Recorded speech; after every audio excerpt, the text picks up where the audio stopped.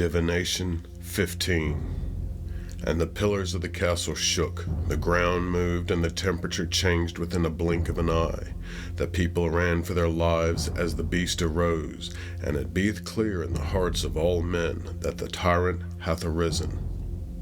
Thou beeth gathered, rich and poor alike, ye beeth imprisoned within thy own society, and the tyrant ruled the land with an iron fist.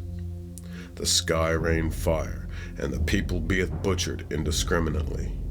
And the people wore the brand given to thee, as if thou beeth cattle. Into the pit ye beeth placed, and hard labor beeth forced upon thee. Detained by the chain and threatened by death, thou no longer consider thyself free. And the day shall come when the slaves of the tyrant attempt the revolt. Ye shall beeth met with extreme force, and violence shall erupt. The slave shall become murdered by the master, and into a mass grave ye shall retire. And let there beeth unto thee an understanding of the common effects of creation and that of man. Wonderful shall beeth the invention of harmony, but that thou haveth the ability to make it at last. It shall come to thee in time, the clear and apparent faults of thy decisions, and it shall then beeth far too late for thee to correct thy ignorant actions. The wise one shall seeketh his or her faults, and beginneth the process of correcting them. Ignorance shall wait until correction beeth forced upon thee.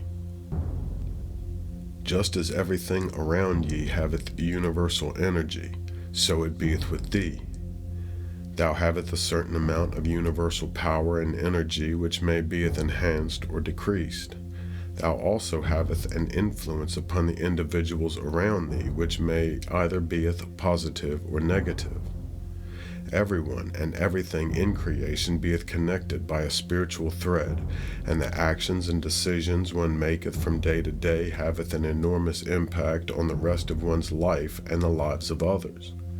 The attitude and personal energy that thou carry from day to day haveth an influence on the happiness or misery in the lives of others.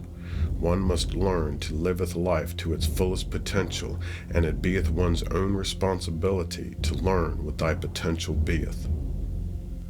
One must make thyself aware of the elements that surroundeth thee, as thou must make thyself aware of the people that surroundeth thee. Place thyself within an area surrounded by a negative element, and thou shalt becometh corrupted by such element. Place thyself within an area of a positive element, and thou shalt becometh uplifted and absorb the powers of such positive element. The people that thou alloweth thyself to becometh surrounded by shall begin to haveth great influence on thy ways of thinking, whether thou realize it or not.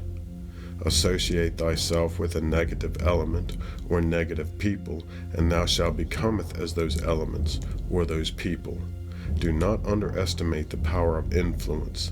The universe haveth powers that floweth through every object in creation.